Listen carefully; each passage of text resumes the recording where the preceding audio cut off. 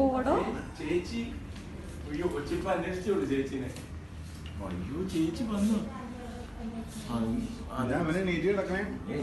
ചേച്ചീനെ അന്വേഷിച്ചു.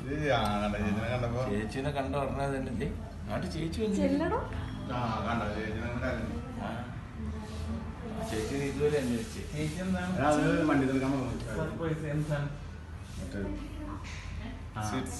എടുത്തുണ്ടോ? അല്ല വേണ്ട, നമുക്ക് അങ്ങോട്ട് നേരെ കൊണ്ട് കൊടുത്തേക്കാം.